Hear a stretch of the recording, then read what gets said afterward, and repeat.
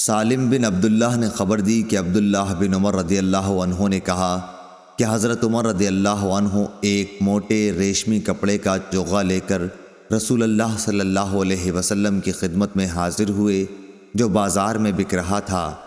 کہنے لگے، یا رسول اللہ صلی اللہ علیہ وسلم، آپ اسے خرید لیجئے اور عید اور وفود کی پذیرائی کے لیے اسے پہن کر زینت فرمایا کیجئے۔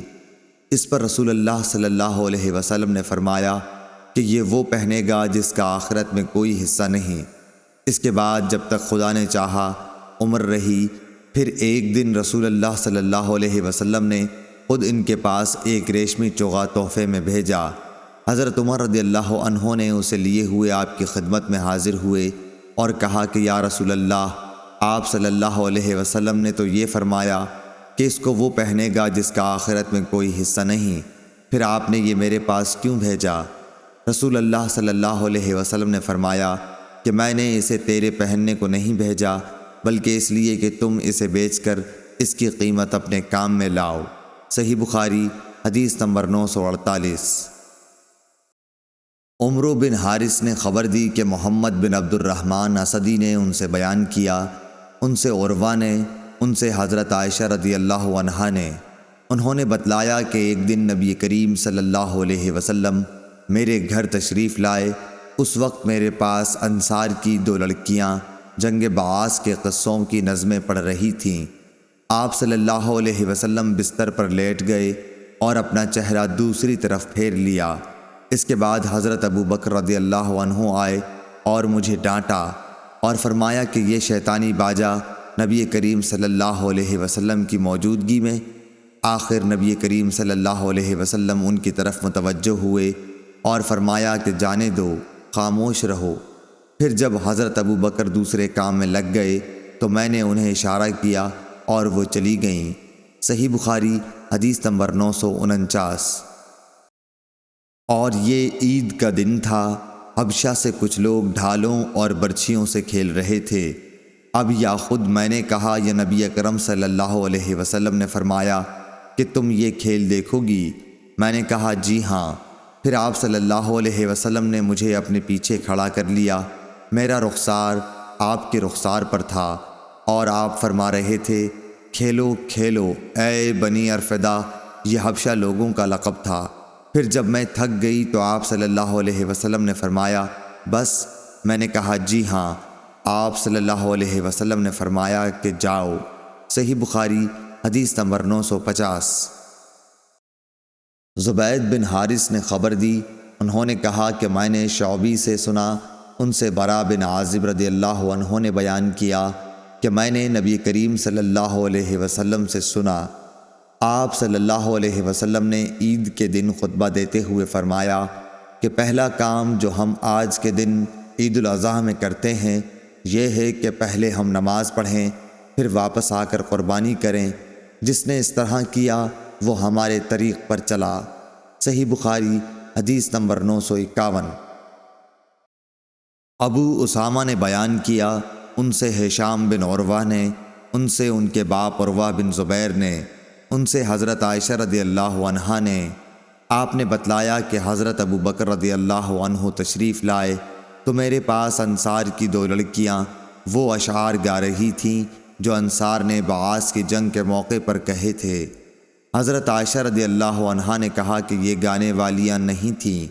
حضرت ابو بکر رضی اللہ عنہ نے فرمایا کہ رسول اللہ صلی اللہ علیہ وسلم کے گھر میں یہ شیطانی باجے اور یہ عید کا دن تھا۔ آخر رسول اللہ صلی اللہ علیہ وسلم نے حضرت ابو بکر سے فرمایا، اے ابو بکر، ہر قوم کی عید ہوتی ہے اور آج یہ ہماری عید ہے۔ صحیح بخاری حدیث نمبر 952۔ عبداللہ بن ابی بکر بن انس نے خبر دی اور انہیں انس بن مالک رضی اللہ عنہ نے، عبداللہ بن ابی بکر بن انس نے خبر دی اور انہیں انس بن مالک رضی اللہ عنہ نے، آپ نے بتلایا کہ رسول کریم صلی اللہ علیہ وسلم عید الفطر کے دن نہ نکلتے جب تک کہ آپ صلی اللہ علیہ وسلم چند کھجوریں نہ کھا لیتے۔ اور مرجی بن رجا نے کہا کہ مجھ سے عبید اللہ بن ابی بکر نے بیان کیا، کہا کہ مجھ سے انس رضی اللہ عنہ نے نبی کریم صلی اللہ علیہ وسلم سے پھر یہی حدیث بیان کی کہ آپ طاق عدد کھجوریں کھاتے تھے۔ صحیح بخاری حدیث نمبر 953۔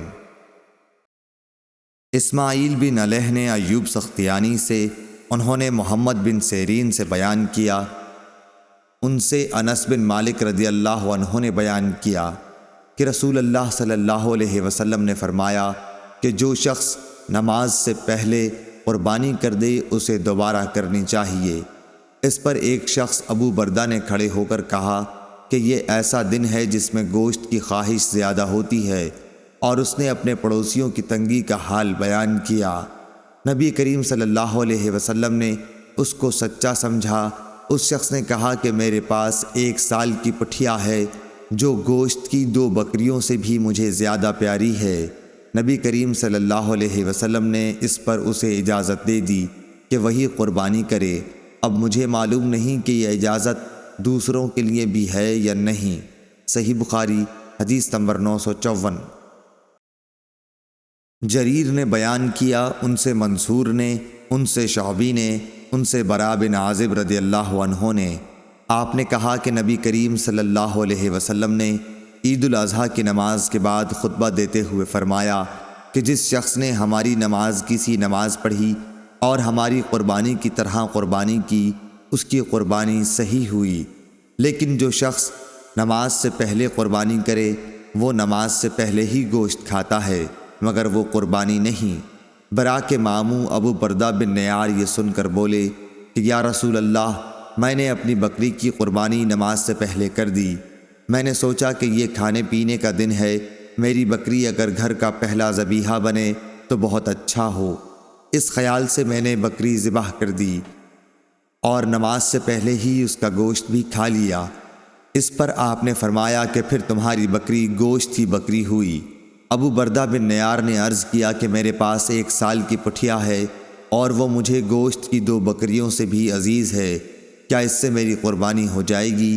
آپ صلی اللہ علیہ وسلم نے فرمایا کہ ہاں، لیکن تمہارے بعد کسی کی قربانی اس عمر کے بچے سے کافی نہ ہوگی۔ صحیح بخاری حدیث نمبر 955۔ زید بن اسلم نے خبر دی، انہیں ایاز بن عبداللہ بن ابی سراح نے، انہیں ابو سعید خدری رضی اللہ عنہ نے، آپ نے کہا کہ نبی کریم صلی اللہ علیہ وسلم عید الفطر اور عید الاضحیٰ کے دن مدینے کے باہر عیدگاہ تشریف لے جاتے تو سب سے پہلے آپ نماز پڑھاتے۔ نماز سے فارغ ہو کر آپ صلی اللہ علیہ وسلم لوگوں کے سامنے کھڑے ہوتے، تمام لوگ اپنی صفوں میں بیٹھے رہتے۔ آپ صلی اللہ علیہ وسلم انہیں واعظ و نصیحت فرماتے، اچھی باتوں کا حکم دیتے۔ اگر جہاد کے لیے کہیں لشکر بھیجنے کا ارادہ ہوتا تو اس کو الگ کرتے، کسی اور بات کا حکم دینا ہوتا تو وہ حکم دیتے۔ اس کے بعد شہر کو واپس تشریف لاتے۔ ابو سعید خدری رضی اللہ عنہ نے بیان کیا کہ لوگ برابر اسی سنت پر قائم رہے، لیکن معاویہ کے زمانے میں مروان جو مدینے کا حاکم تھا، پھر میں اس کے ساتھ عید الفطر یا عید الاضحیٰ کی نماز کے لیے نکلا۔ ہم جب عیدگاہ پہنچے تو وہاں میں نے کثیر بن سلت کا بنا ہوا ایک ممبر دیکھا۔ جاتے ہی مروان نے چاہا کہ اس پر نماز سے پہلے خطبہ دینے کے لیے چڑھے، اس لیے میں نے ان کا دامن پکڑ کر کھینچا، اور لیکن وہ جھٹک کر اوپر چڑھ گیا اور نماز سے پہلے خطبہ دیا۔ میں نے اس سے کہا کہ واللہ تم نے نبی کریم صلی اللہ علیہ وسلم کی سنت کو بدل دیا۔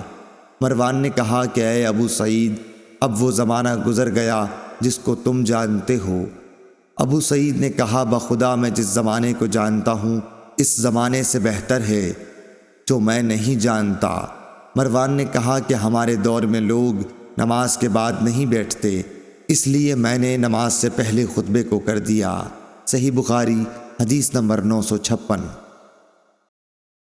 انس بن ایاز نے بیان کیا، انہوں نے عبید اللہ بن عمر سے بیان کیا، ان سے نافع نے، ان سے عبداللہ بن عمر رضی اللہ عنہ نے کہ رسول اللہ صلی اللہ علیہ وسلم عید الاضحیٰ یا عید الفطر کی نماز پہلے پڑھتے اور خطبہ نماز کے بعد دیتے تھے۔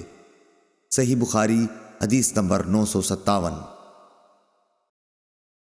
عطا بن ابی رباح نے جابر بن عبداللہ رضی اللہ عنہ سے خبر دی کہ آپ کو میں نے یہ کہتے ہوئے سنا کہ نبی کریم صلی اللہ علیہ وسلم عید الفطر کے دن عیدگاہ تشریف لے گئے اور پہلے نماز پڑھی، پھر خطبہ سنایا۔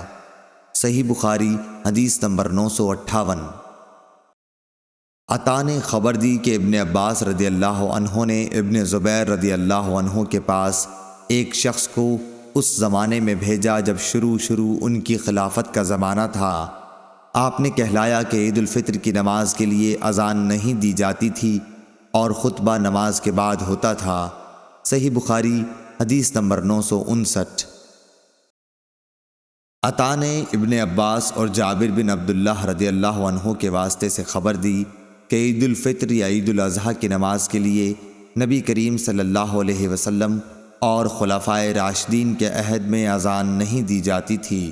صحیح بخاری حدیث نمبر 960۔